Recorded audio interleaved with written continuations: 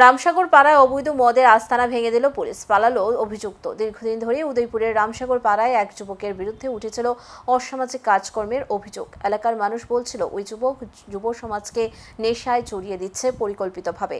অবশেষে বৃহস্পতিবার রাতে গোপন তথ্যের ভিত্তিতে রাধাকিশোরপুর থানার পুলিশ অভিযান চালায় মাতাবাড়ি রামসাগর পাড়ায়। 40 বছর বয়সী অমল দাসের বাড়ি ঘিরে শুরু হয় তল্লাশি। বাড়ির ভেতর থেকে উদ্ধার হয় বিপুল পরিমাণ বিলেতি মদ। তবে অভিযানের আগেই এলাকা ছেড়ে পালিয়ে যায় অভিযুক্ত অমল দাস।